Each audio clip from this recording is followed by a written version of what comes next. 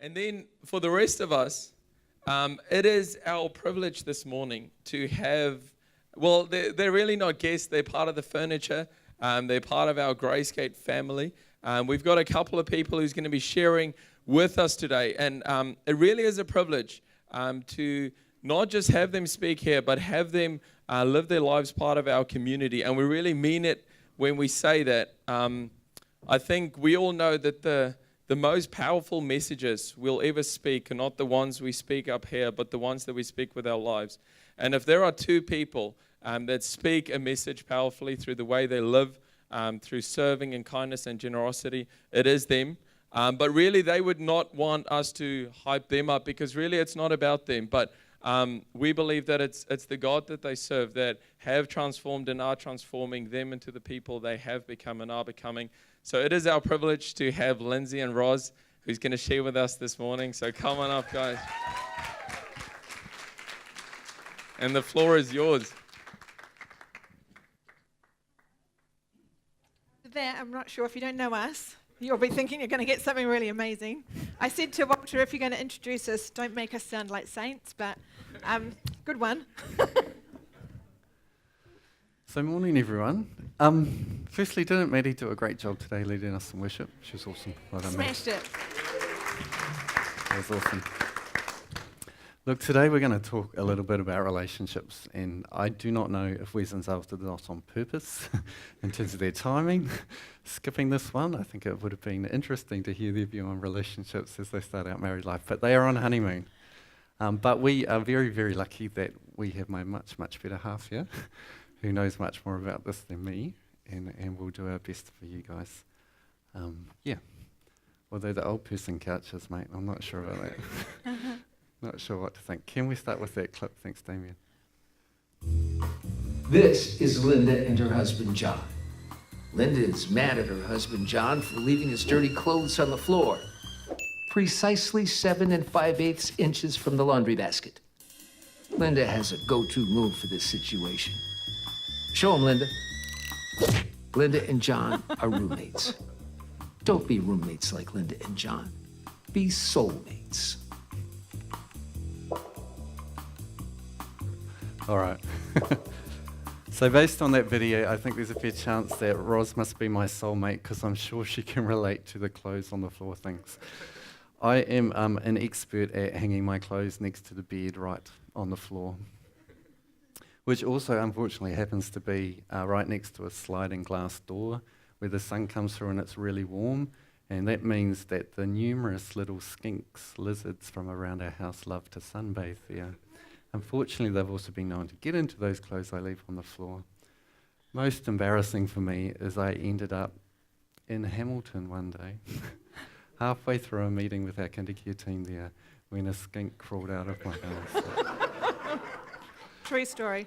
True story. So every reason to be aggrieved at me about clothes hanging, but she's not. Thank you. No one sets out to have mediocre relationships. We all want the best marriages, the best friendships. Yet somehow over time, the great spouse or friend we wanted to be fades into everydayness. Do you share a home and a life together, or are you simply sharing a roof? Today we want to look at what God's design for our key relationships is. So if we make it real simple and relatable for now, what's your relationship status? Didn't even used to be a thing before, like Facebook and all the social media stuff happens. And now, like, it's quite exciting when you see someone puts up a new relationship status. I remember beginning of last year how excited I was when Wes and Zales finally put that they were in a relationship. And I think there was over 200 comments of people just went wild about it.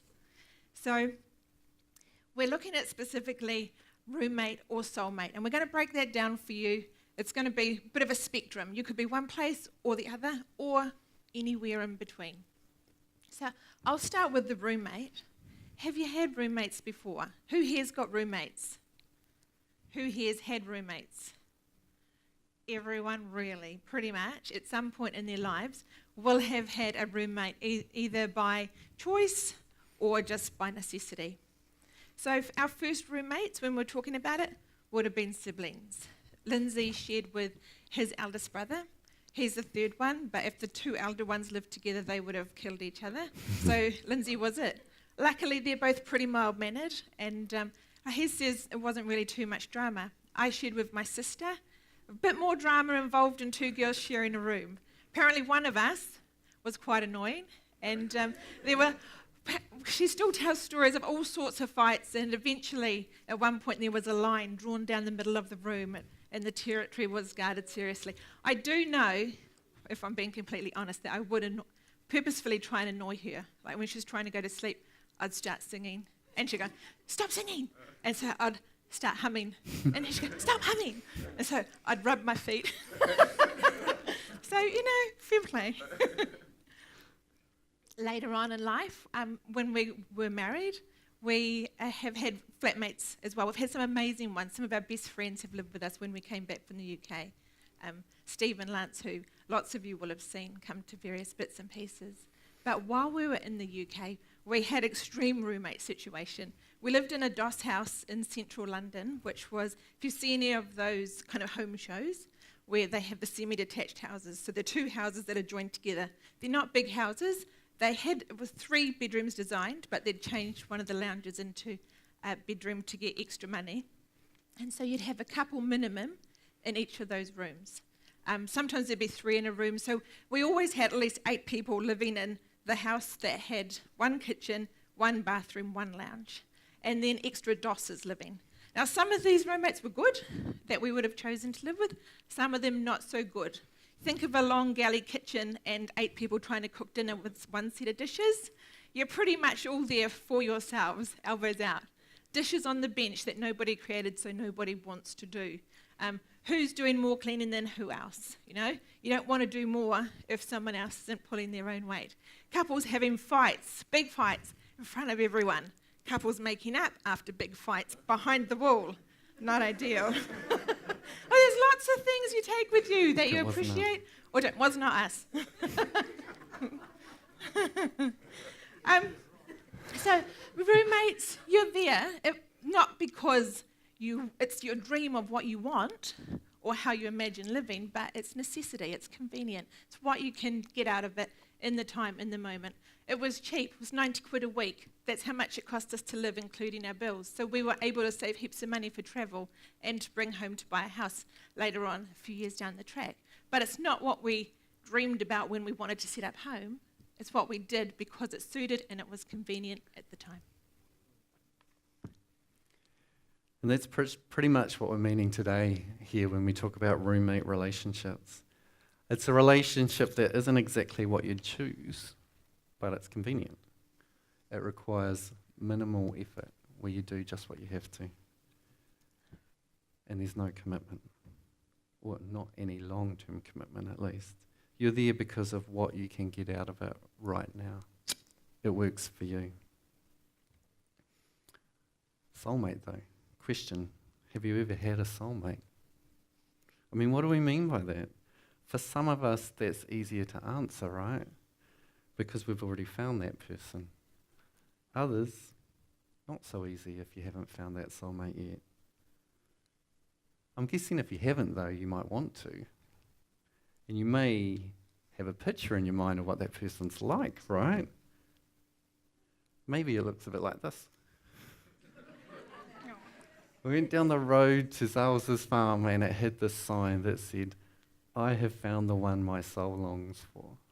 Soulmates. That was pretty cool. So, when you were growing up,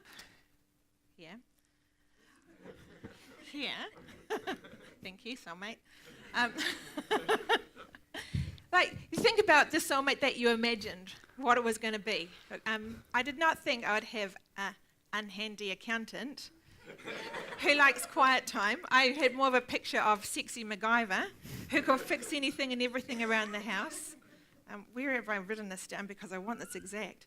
Okay, loves to cook and eat amazing food and likes nothing better after a long day than to snuggle up and be emotionally vulnerable, sharing feelings.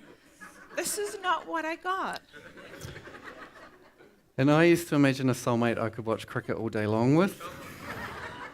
go on long road trips and walks, tramps with, soaking up the scenery together, connecting in silence. Not what he got. How does that song go? You don't always get what you want, but you get what you need. A bit like that.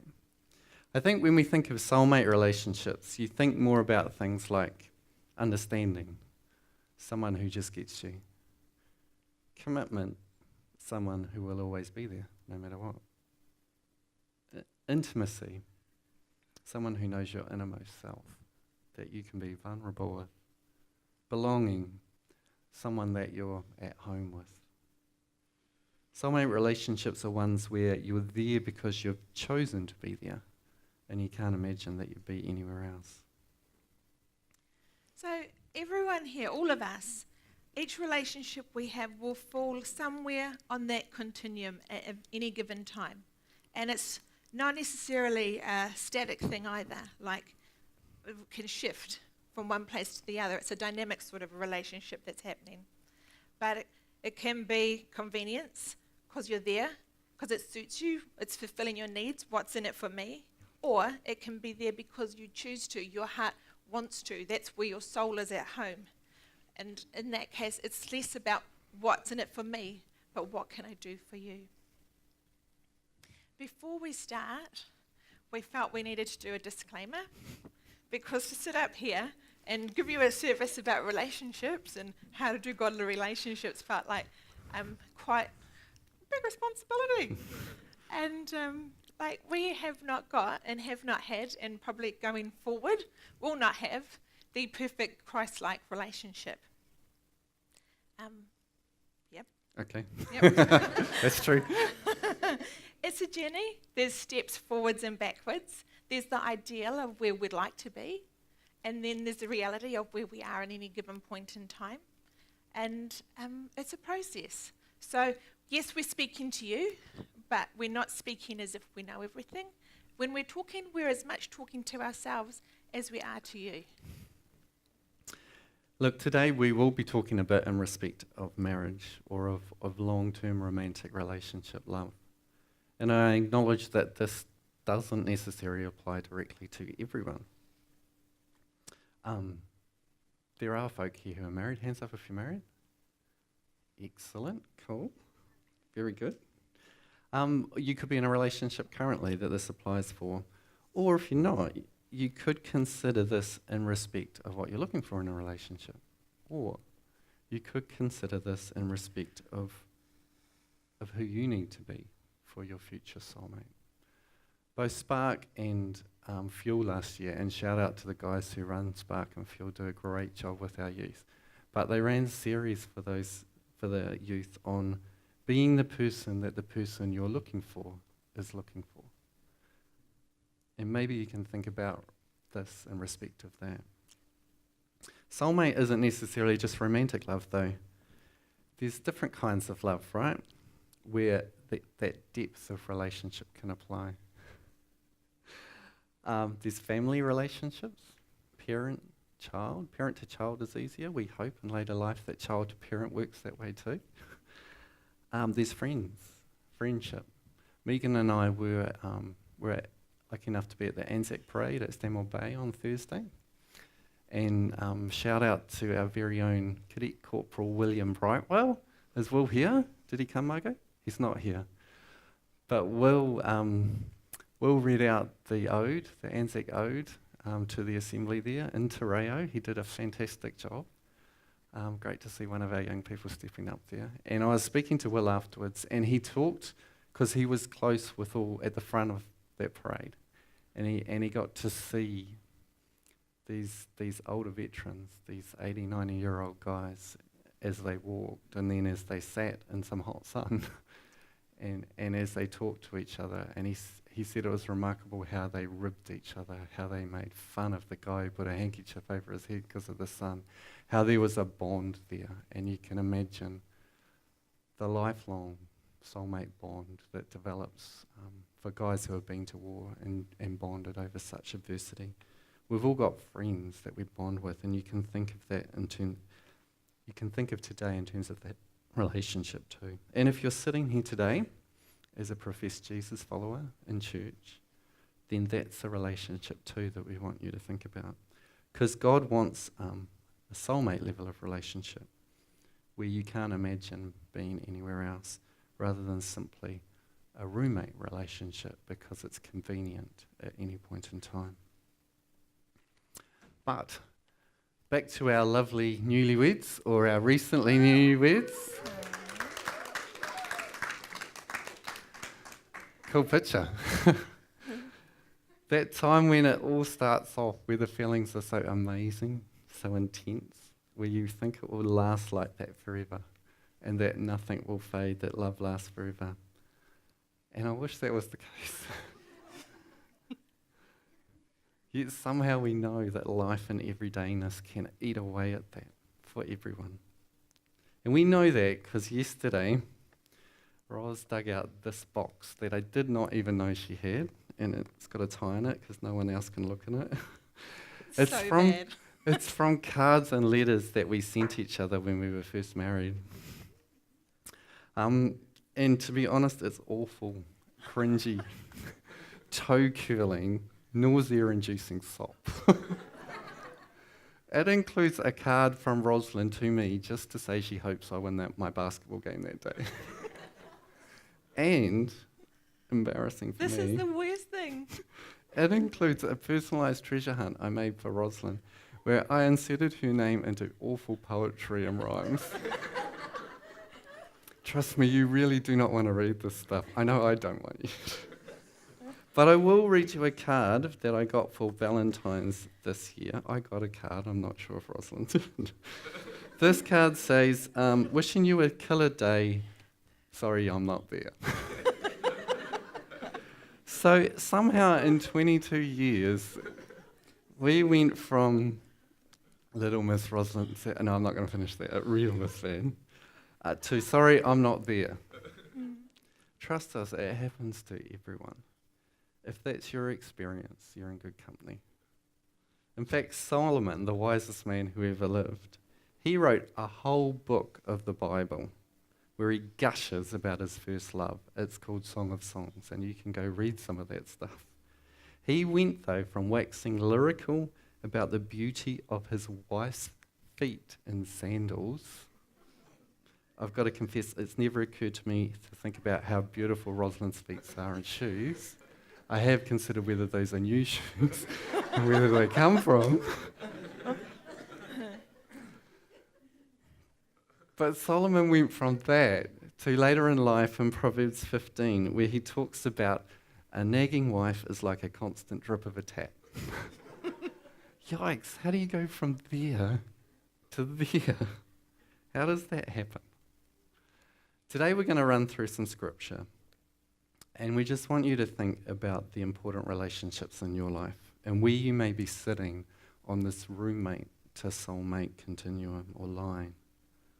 Are those relationships where you want them to be? Are they maybe drifting a little bit towards a relationship of convenience rather than one of commitment? Are your soulmate relationships flourishing or just existing? And how about that soulmate relationship with God? Is it more roommate or soulmate? What is God's design for our key relationships here? The scripture we're going to look at is in 1 Corinthians 13, verses 4 to 8. It's familiar scripture. I'm sure many of you have heard it before. It's called the love chapter. You've probably heard it read at weddings. What it is really is God's best practice or a blueprint for ultimate relationships, how he sees ultimate relationships. Paul wrote this to the early church in Corinth because he could see they weren't doing love that well. And he just wanted to spell it out simply for them in terms of how Jesus loved.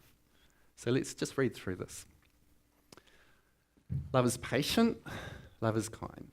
It does not envy, it does not boast, it is not proud, it is not rude or self-seeking, it is not easily angered, it keeps no records of wrong. Love does not delight in evil, but rejoices with the truth. Love always protects, always trusts, always hopes, always perseveres. Love never fails. That's so easy to understand, right? So hard to live out, though. Why? Because what we've been asked to do here is to love each other in the same way that God does, and that's unconditional, and that's really hard for us. I think it's difficult often for us to see love that way. In this world now, we get bombarded with idealistic, dreamy, fairy tale love where you all live happily ever after. It's all about a love that makes me feel great. So that when that feeling is no longer present for whatever reason, we assume the love's gone also. And added to that, I acknowledge that some of us here have had some incredibly harsh experiences at the hands of people who profess to love us, or in the case of parents, really should love us, but their actions might say otherwise. Love's a complicated word for many of us, for most of us. It brings up conflicting feelings associated with it. We've developed a distorted view about it. And if all we do today is help frame clearer for you what God's view of love is, then that'd be great. And I think Paul, who wrote Corinthians, and God through him, they understand a little bit of this distortion that comes around love for the Corinthians and for us today. This passage helps it by framing what is love, but also what is not. I think for me, sometimes it's easy, it helps to understand what something isn't before you can grasp what it really is. When we look at this passage, it looks at what love does not or is not. That's roommate behavior, where love is performance-based or conditional. If we look at what love is, and on the next slide, what love always is, then that's soulmate behavior, is unconditional love as God loves us. Let's run to that next video. This is Fred. Fred knows it may take a while for his lovely wife, Sally, to put those finishing touches on her hair and makeup, so he waits in his car outside. Fred realizes that even he may have underestimated the time it would take Sally to get ready, so he honks his horn and yells to his wife. Honey, the movie is gonna start soon. Almost ready. You're never gonna look as good as you used to.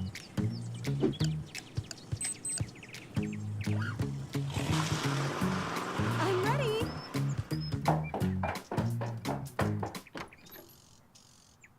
Fred? Fred is a roommate. Don't be a roommate like Fred. Be a soulmate.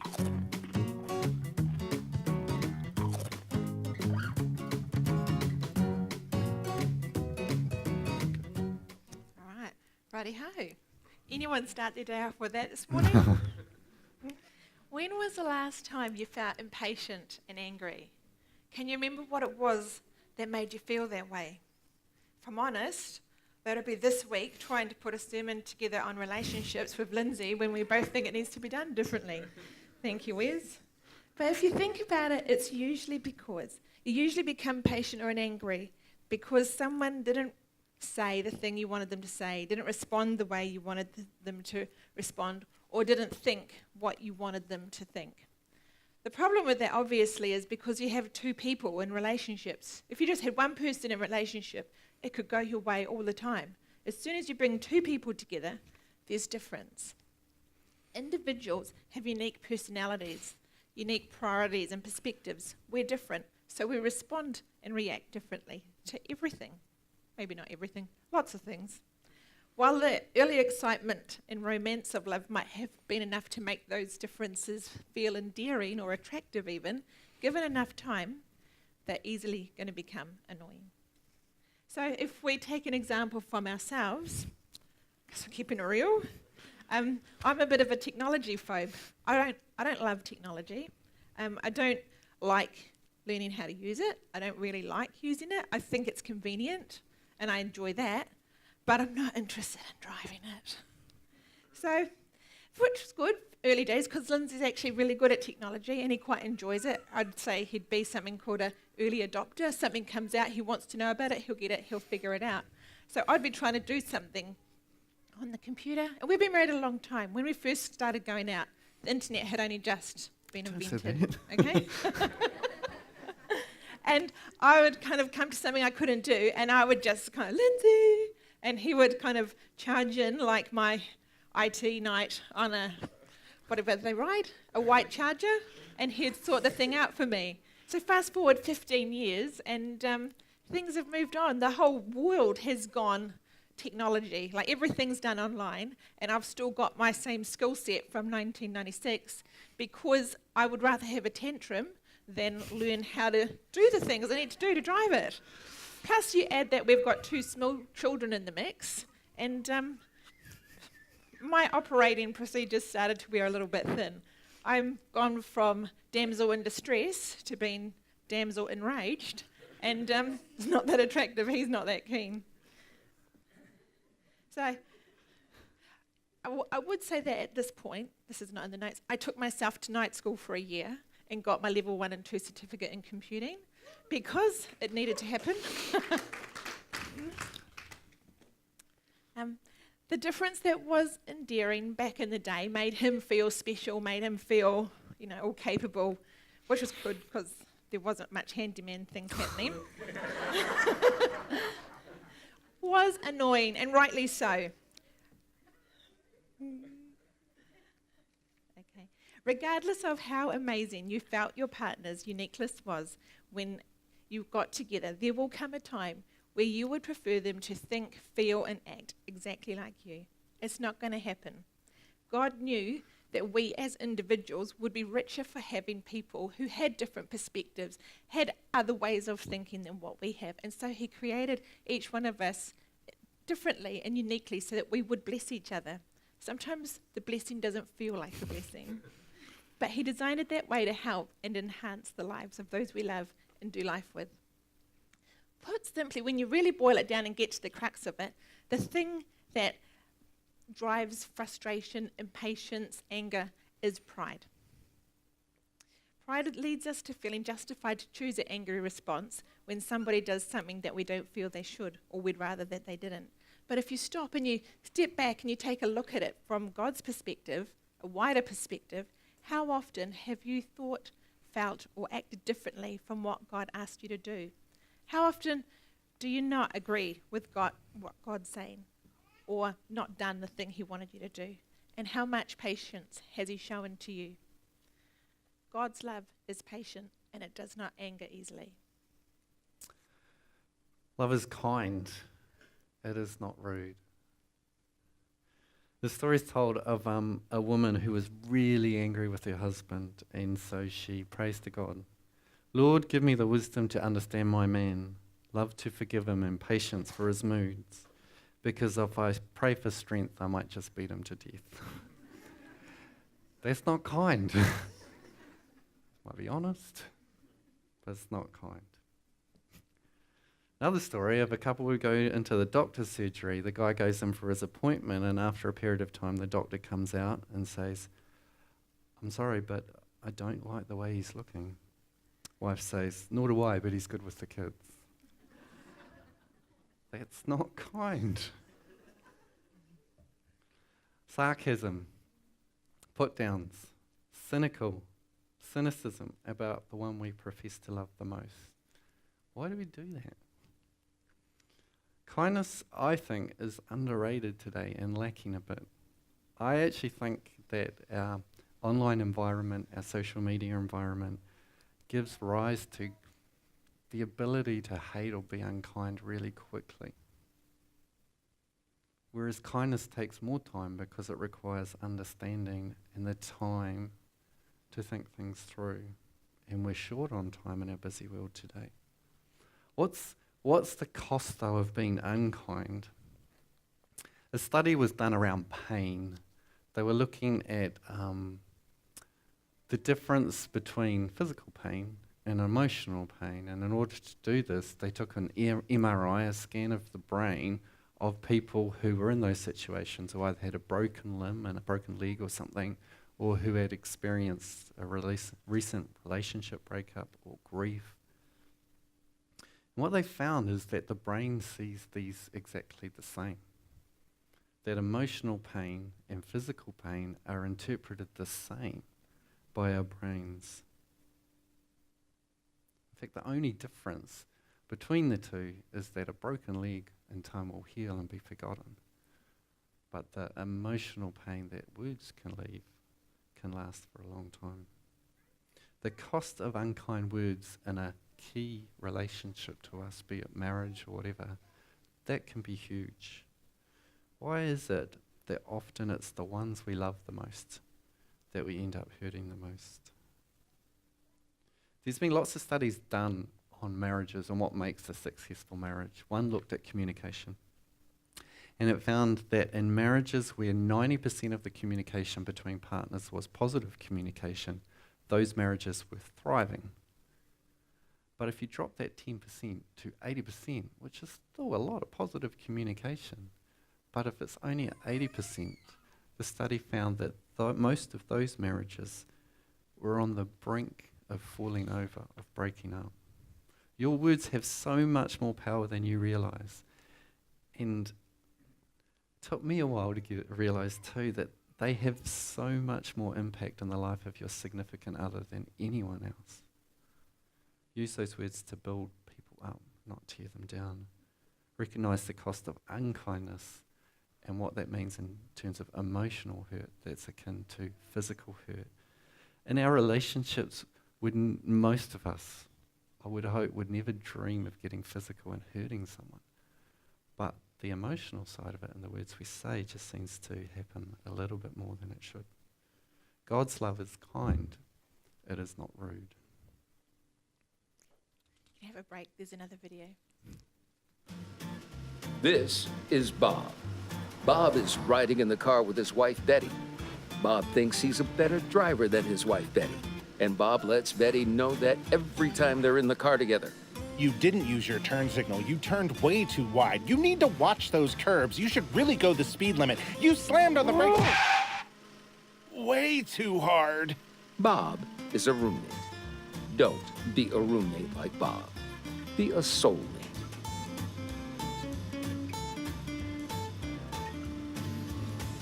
No, she was driving. Gotta love Bob. If I'm honest, I'm probably a little bit more Bob than what he is, but toned right down. So the next kind of part that we wanted to look at was the does not. So love does not envy, does not boast, is not proud, is not self-seeking.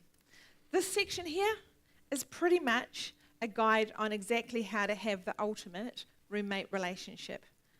You look at all those words. What is the thing that links them together? What's the underlying driver, I guess you could say? When we were talking about it, we felt that it was selfishness. Love is not selfish. They're all motivated by our desire to have our own needs met, whether it's a need of recognition or personal gratification or whatever it is. It's underlying selfishness. Selfishness and stubbornness kill more relationships than anything else. They're toxic and corrosive, and they rust slowly away and corrode what was once healthy and robust. Selfishness says, my needs are more important than yours. It says, I'm more important than you. It's not the most comfortable reality, really. If we're pulling this apart, I think that we get the best value from actually looking at the life of Jesus, the way that he spent his time here on earth interacting with every single person that he met. What he did his whole life was to form soulmate level friendships with the people that he met. And he did it by living out exactly the opposite. Jesus was selfless. Constantly, Jesus placed the needs of other people ahead of his own needs. And not only that, he took it a step further. Sometimes I can do something that is nice for Lindsay and put it ahead of myself. But there's a fairly good chance that there might be a little bit of grudgy resentment somewhere in the background, or at least I need the recognition. But he did the right thing. He humbly served others, and he never, ever expected the recognition either. Jesus himself said, the Son of Man came to serve and not be served. On top of that, the other thing that doesn't come naturally to us is that he was never boasty about it. And given that Jesus could heal the sick, he could raise the dead and turn water into wine. He had a fair, he could have been a wee bit boasty. Jesus, he walked on water. He never ever strutted his stuff on the beach. There are numerous instances where he's done, thank you, amazing, mind-blowing miracles like feed the 5,000 or all sorts of things. And he has said to the people who were with him, obviously not the 5,000 because that secret was out, but he will say to them, don't tell anyone what you've seen here. Just nobody needs to know this. Let's just keep this here. I don't need recognition. This goes no further. How different would it be in our own relationships, the ones that are important to us, whether that's your partner, your children, someone who's important to you in your life? If you woke up each morning and you said, what can I do to serve this person today? It takes a humility, doesn't come natural. God's love does not envy, does not boast, is not proud, and is not self-seeking. If we go on to the next slide, it says, love does not delight in evil, but rejoices in the truth. That's some pretty wordy biblical stuff there. I think what it means at the bottom there is that love doesn't lie. It's honest. It rejoices with truth. Love does not lie to each other. That's an easy one, isn't it? Don't lie. Maybe. What about those lies of omission, maybe? What are you not telling? What level of transparency is there in your relationship over things like finances or how you spend your time, or how you really feel about things? And it's probably not big stuff. It could be little stuff. Like when Roz asked me to take Megan for a driving lesson, and me and Megan discussed whether we'll just tell her that we did it because we both didn't want to. That's not big, but it's the start of a drift towards roommate. It's not soulmate love that rejoices in truth. I mean, why do we lie anyway? To save the other person's feelings, maybe? How does that work out? Hands up who are parents here. Got a few parents, good. And I'm not saying that all kids lie at all. I'm pretty sure I did when I was a kid. Maybe Megan and Ben did in the past, but they said I wasn't allowed to talk about them at all today, so we won't go there. But as a parent, hands up here, who would much rather hear the truth, even though it hurts, from their child, than be lied to? I think that's pretty unanimous, right? So why do we think that's different when it comes to adult relationships? It's the same, right? A few years ago, Roz and I had our 20-year anniversary, and we went away for the weekend and had a bit of a check-in together. And we decided that going forward, we wanted to have the courage to be honest with each other about some of the smaller things that we weren't telling each other. Not big stuff, that was okay, but the smaller things that could cause frustration or create distance between us if we didn't know about them, so that we couldn't resolve them. Things like when Roz asked me, how are you feeling? And I go, fine. You're right, I'm not fine. I just can't be bothered getting into it at that point in time. But that's not being completely honest, is it? It only took us 20 years. We're slow learners, sorry. Lies, be they big, small, lies of admission, they rob us of a chance to attack the problem together in our relationship, rather than attacking a single person out of frustration. Now, this is not licensed just to dump on your partner. I don't know if you've seen Big Bang Theory, but Sheldon there, where he says, no offense, and then he just insults the person. We're not talking about that at all. If we look again to Jesus in his time here on earth, yes, he spoke truth and hard truth, but always in love. He spoke truth that's aimed at building someone up, not pulling them down. God's love does not lie to each other. It's honest. Love always protects, always trusts, always hopes, always perseveres. We've shifted from what love isn't to what love is. Love protects. And not just talking physical protection here. I think as much, if not more, but the emotional well-being of both you and your spouse. Is your love protecting your soulmate in who and how you spend your time? How much attention and time do you give your partner in any day? Again, too many studies about marriage. The average amount of time that married couples spend face to face with each other per day, as a guess, 7 minutes. That's 49 minutes a week. The other side of that, scarily, how much time do you think on average they spend in terms of screen time, be that with a phone or TV, or 47 hours? That's like nearly a factor of 1 minute to 1 hour. Are we protecting our soulmate in terms of how we spend our time and the attention we give them? Protection is about security, right? Do the choices you make in your relationship ensure that there's no insecurity in that relationship so that your partner can feel safe? God's love always protects, always trusts. The basis of any thriving marriage is trust, and we just talked about the importance of honesty in relationships. Any relationship, be that soulmate or roommate, where trust is not present at all, is eventually bound to fail. Where trust is present, you can give the other person the benefit of the doubt, something I know Roz has done for me many times and I'm grateful for. So that when I stuff up in some way, she can look beyond my actions to my intention. She can trust my intent.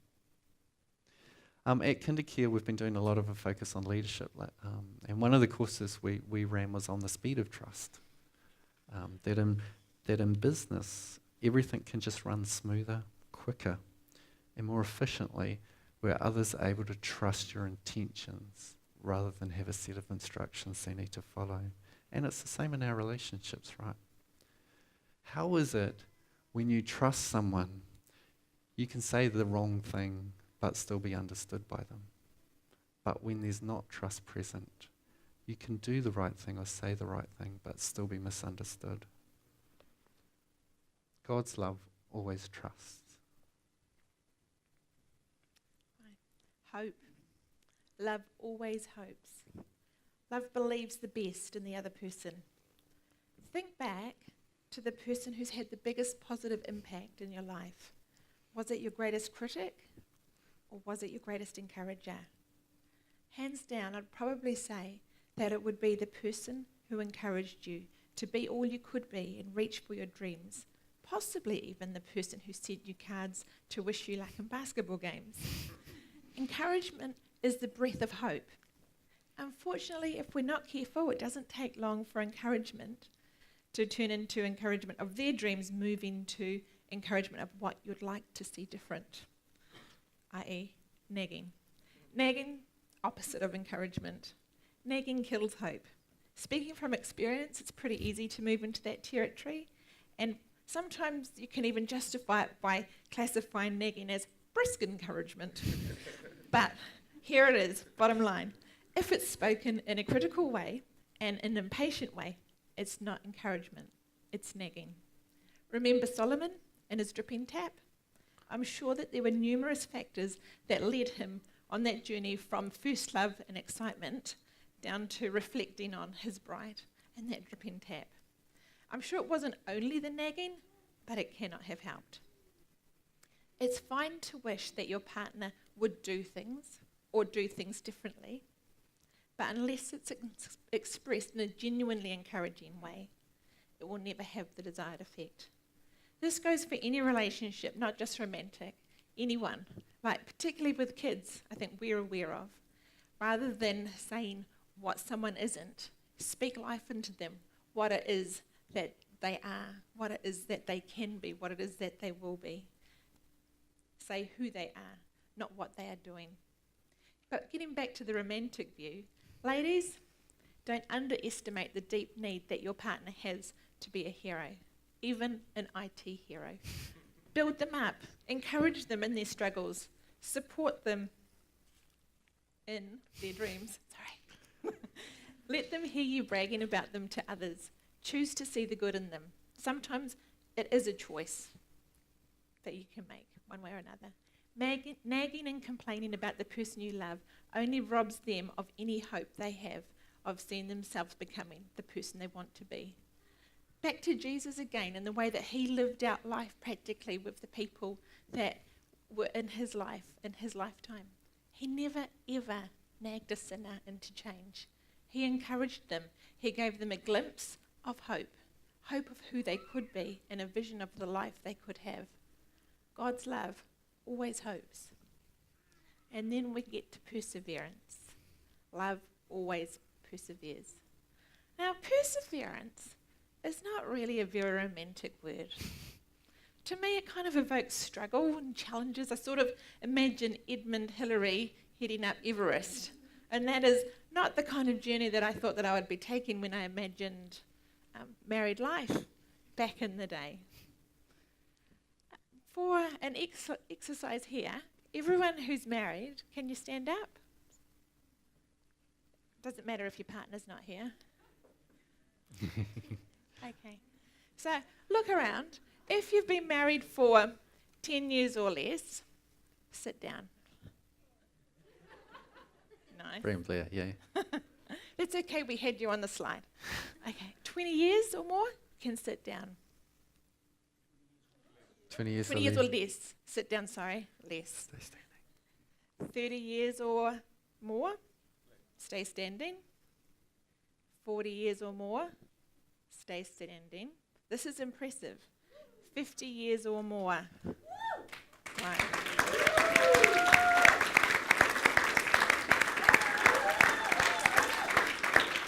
How long, Rich and Rosemary? How long you guys been married? How long?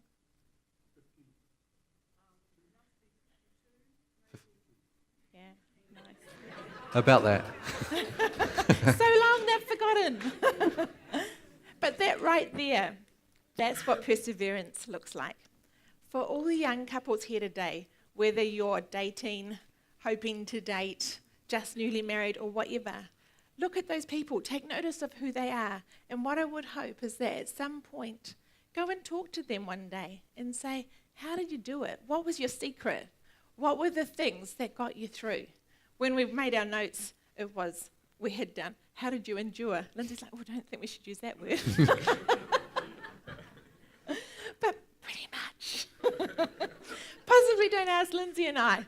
We made a pact early on that whoever packed their bags first had to take the kids.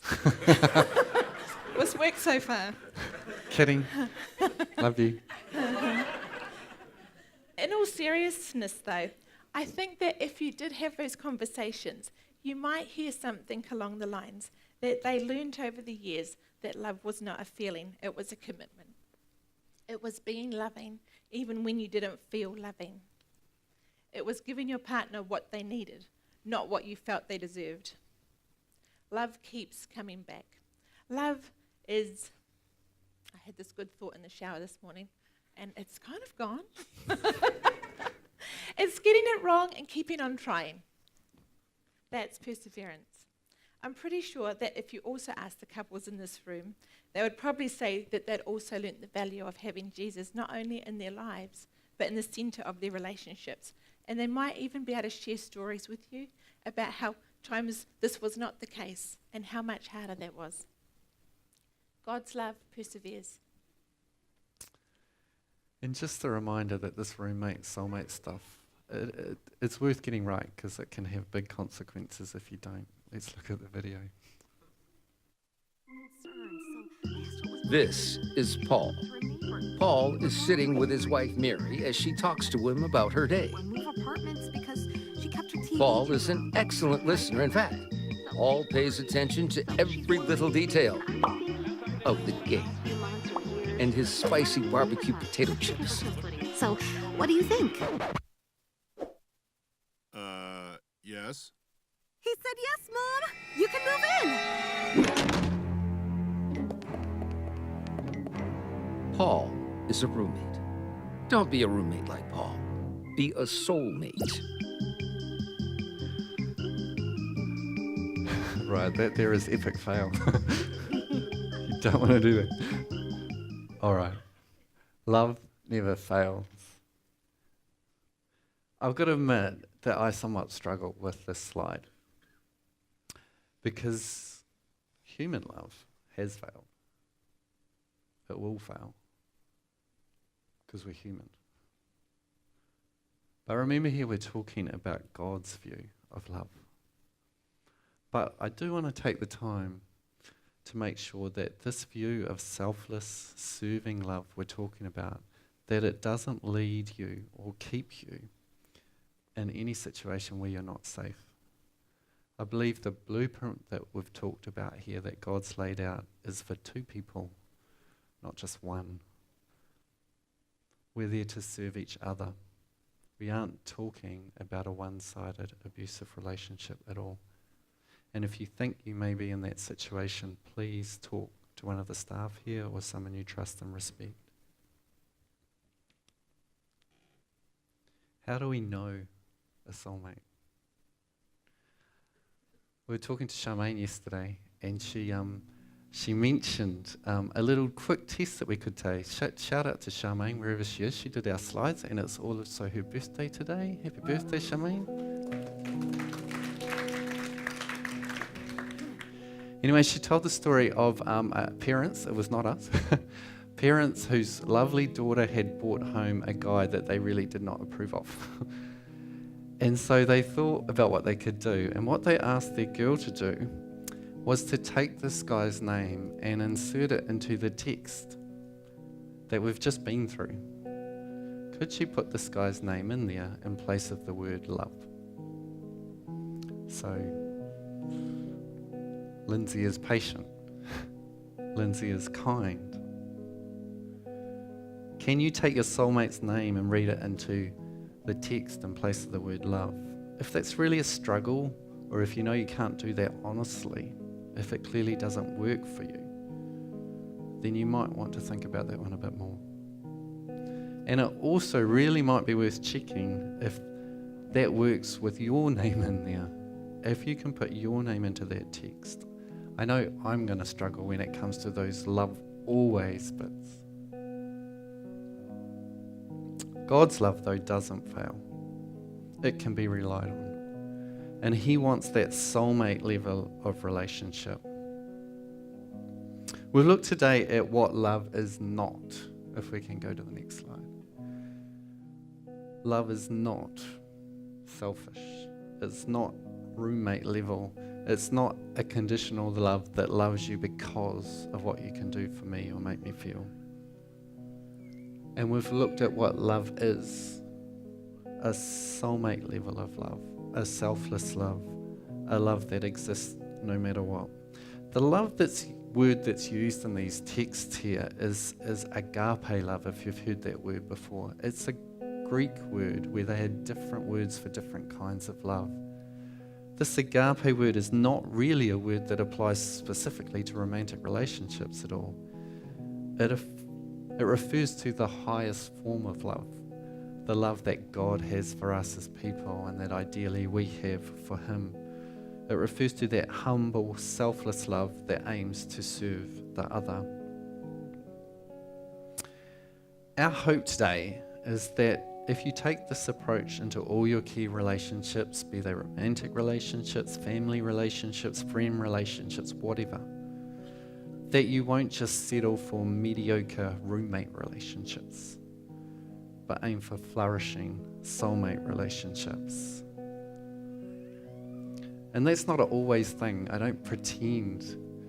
I'd like to hope that I treat Roz in terms of a soulmate way. That's not always the case, and I know that there's stuff I can do to improve on that for her. We hope that today hasn't been too preachy for you. We are not experts here at all. We've hoped to give you a blueprint of what God's love looks like so that you can consider that. And if you take nothing else from today, think about that. I hope you have a clearer view of what God's view of love is. No one sets out to have mediocre relationships. We'd just like you to give some thought to those key relationships in your life today. In those relationships, are you being a roommate, where you're there for what you can get out of it, or a soulmate, that aims to serve your mate there, roommate or soulmate. And when it comes to God, your relationship there, if Facebook had a slot for relationship with God with 2 options there, what would it say for you? Roommate or soulmate? Are you going to pray? Should I pray?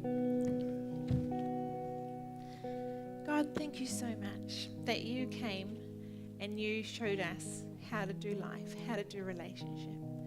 You created us to be in relationship with you, and you blessed us by giving us people to be in relationship as well, to enrich us and widen our perspective and love on us and serve us. And so often it's easy to do what serves ourselves, do what's comfortable, but there's so much more blessing in doing it how you did. I just ask, Lord, that in this space, in this time, that we each take even just one thing away that maybe we put into the relationships that are important to us, something we might need to change about ourselves or the way we do life, and that the blessing that you have for us will just help those relationships to move further towards soulmate than roommate. And more than anything else, Lord, I ask that just with our own relationships with you, because of the love that you showed us, that we recognize it and we take those steps, do the things we need to do to be more real with you as well. And that none of our relationships stay where they are, they all move further to what your plan was.